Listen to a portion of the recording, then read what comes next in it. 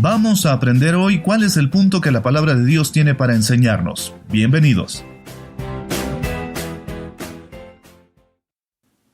Si todavía percibes esa batalla en tu mente, en tu corazón, si lo que estás necesitando urgentemente es paz, paz en medio de tus pensamientos, en medio de aquello que te atormenta, entonces necesitas que tu mente sea renovada, transformada, sanada.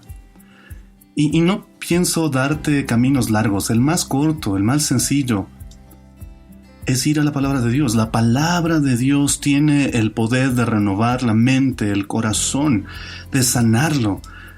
Dios diseñó su palabra para que ésta estuviera viva, tuviera la capacidad de tocar lo más profundo de nuestro ser y transformarnos como nada más. Debería ser nuestro libro favorito. Debería ser tu libro favorito. Sobre todo porque no vas a encontrar ni la sabiduría, ni el poder, en ningún otro libro. Así es que te animo, toma la Biblia cada día, siéntate unos 10 o 15 minutos, léela, estúdiala, aprovecha eso. Hay muchas personas que a veces les escucho decir: no, yo leí este pasaje de la Biblia y no lo entendí y me parece súper difícil, entonces no sé qué hacer con él y me salté esa parte. Pero ¿por qué hacerlo? ¿Por qué no aprovechar para que cuando la Biblia te muestre esas partes de sí misma que tú no logras entender, que dices: hey, no entiendo este pasaje o esta expresión o esta idea o esta palabra? ¿Por qué no hacer una pausa e investigar? Hoy más que nunca tenemos acceso a una cantidad increíble de información que puede enriquecer nuestro estudio de la palabra de Dios, y en lugar de tener que simplemente saltarnos las partes que no comprendemos, hoy en día podemos con toda libertad hacer un alto e investigar en fuentes confiables y adecuadas qué es lo que este pasaje, esta sección, esta palabra, esta expresión realmente querían decir, y eso va a enriquecer profundamente. Quizás justo ahí donde tú ves una parte de la Biblia que no entiendes, es donde está la parte en la que Dios quiere hablarte, que Dios quiere que busques, que investigues, que te des el gusto de observar cómo la palabra de Dios se revela a ti, cómo Dios se muestra a ti a través de su palabra. Y entonces puedes observarla, tomar unos minutos para con pausa hacer una revisión detallada de ese pasaje. En lugar de simplemente saltar de versículo en versículo rápido para cumplir mecánicamente con una cierta cantidad de lectura de la Biblia, te animo a que vayas despacio. No avances a menos que entiendas lo que Dios está tratando de decirte, que puedas disfrutar lo que Dios está tratando que tú disfrutes de su palabra. Jesús nos dice que la palabra de Dios, es tan importante que para Él la palabra de Dios era su alimento. Muchas veces Él decía: hacer la voluntad del Padre es mi alimento, y la voluntad del Padre se revela a nosotros a través de su palabra. Continúa con el aprendizaje que ya has iniciado de la palabra de Dios. No dejes que nada ni nadie te robe el derecho que tienes de recibir de la palabra de Dios lo que el Padre diseñó para ti. Él te incluyó a ti cuando diseñó ese libro para que su palabra te llegara. Y no tiene sentido que tú desperdicies tiempo de tu vida no yendo al manual que el Creador diseñó para ti. Ahora, si te cuesta trabajo sentarte, tomar un pasaje de la Biblia, un grupo de versículos, una palabra quizás, y empezar a meditar. En lo personal, respeto a las personas que practican meditación. Me parece que es algo saludable por muchos factores. Sin embargo, como creyente, como cristiano, como discípulo de Jesús, debo aclarar que yo no creo en la meditación en blanco, la meditación porque sí, esa meditación que solo busca despejar mi mente. Porque honestamente creo que cuando vacías algo, otra cosa va a llenar ese espacio. Al menos en nuestra mente estoy seguro de que así funciona. Así es que te animo, medita en la palabra. De hecho, ella misma, a través de escritos del salmista y de muchos otros, una y otra vez repiten: descubre la riqueza, la dulzura de meditar en la palabra de Dios. Oh Señor, medito en tu palabra y me deleito en ella. Haz una pausa, disfruta de esos pasajes, repásalos en tu mente y en tu corazón despacio una y otra vez. Y si eres de las personas que dice: pero yo no sé cómo meditar, no soy bueno en esas cosas, te hago una simple pregunta. ¿Qué tan a menudo te preocupas? ¿Qué tan bueno o buena eres para preocuparte? ¿Cuánto de tu tiempo diario, semanal, tú pasas preocupándote? Ahora, independientemente de las razones de tu preocupación, quiero que entiendas esto. Si tú tienes la capacidad de preocuparte, tienes la capacidad de meditar. Porque la preocupación es nada más que meditación en negativo.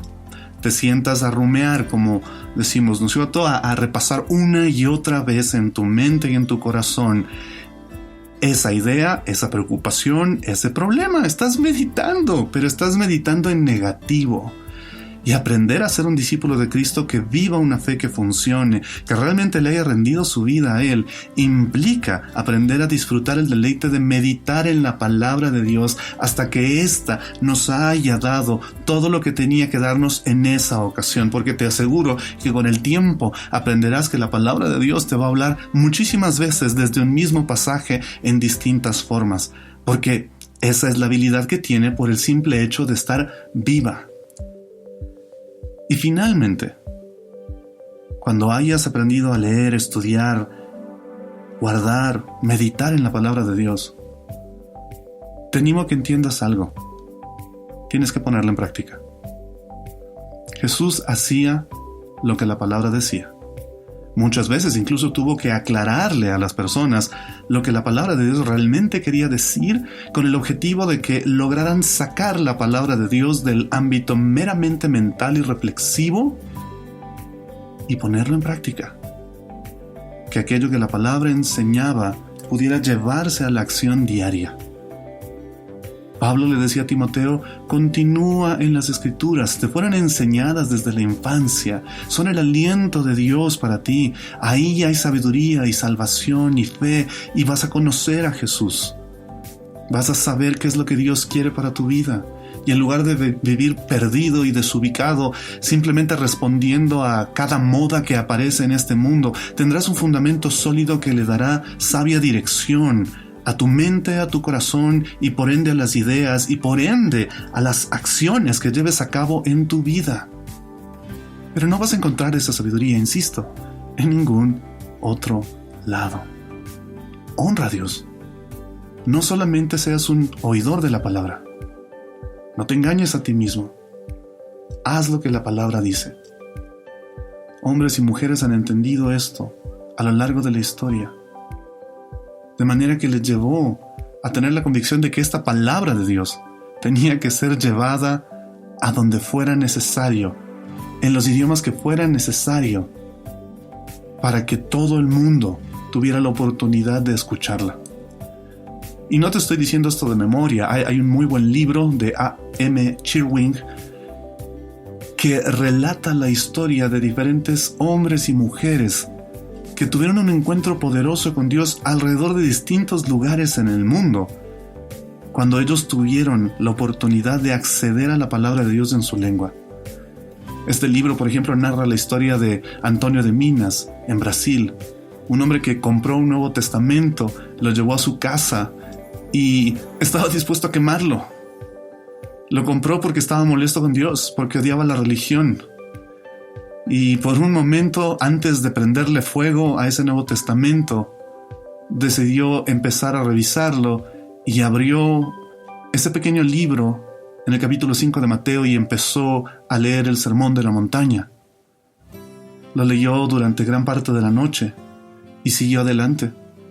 Para la mañana siguiente, él ya no quería quemar ese Nuevo Testamento. Lo que él quería ahora era ser un fiel seguidor de Cristo. En Chile, un hombre llamado Vicente narra también en este libro, el autor, que encontró unas pocas páginas de una Biblia que había sido arrojada aparentemente de un barco o algo así, y estaba en la orilla del mar, estaba incompleta.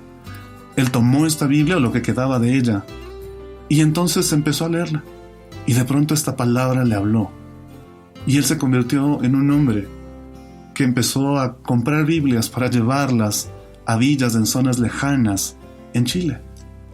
Cheerwing también narra que en Sicilia había un vendedor de libros en una calle con una buena cantidad de libros, y de pronto un hombre se acercó, empezó a revisarlos y se dio cuenta de que entre los libros que tenía había una Biblia. Le reclamó y le dijo: ¿Por qué entre tantos libros buenos e interesantes se te ocurra tener una Biblia de venta? Esto es un desperdicio. El hombre le dijo, no, es útil. Y este hombre le dijo, no es cierto. Tomó la Biblia y salió corriendo con ella. Dice que llegó a un parque, se sentó, satisfecho por haber tomado este ridículo libro y estaba listo para destruirlo, cuando de pronto dijo, bueno, no me va a hacer mal leerlo. Abrió la Biblia, leyó el Salmo 23, la historia del buen samaritano, el capítulo 13 de 1 Corintios que habla acerca del amor. Y cada vez que leía pasajes como estos, él decía, esta parte es buena, oye, no voy a romper esta parte, no voy a dañar esta parte, no voy a destruir esta parte, esta es buena, esta otra es buena, oh no, esta también tiene algo bueno. Y de pronto, él se dio cuenta de que la palabra de Dios estaba llena de vida. Dice que regresó al estante de libros de este vendedor, le devolvió la Biblia entera y de hecho se convirtió en alguien que ayudó a expandir el evangelio a través de comprar y entregar gratis Biblias a lo largo de Sicilia y otros pueblos y ciudades de Italia. ¿Por qué te cuento todo esto? Porque no quiero terminar sin que tú entiendas. La palabra de Dios es rica, viva, eficaz, poderosa. Y fue diseñada por Dios para que te hable a ti. Y si tú tienes esta oportunidad, no la desperdicies. Hay tanto que necesitas en tu vida, tantas cosas que requieres aprender y están disponibles ahí en la palabra de Dios. Solo tienes que buscarla cada día y Dios va a empezar a mostrarse a ti. No desperdicies la vida y la sabiduría que la palabra de Dios tiene para ti. Y ese fue nuestro punto de hoy. Si quieres aprender más, nos vemos en el siguiente episodio.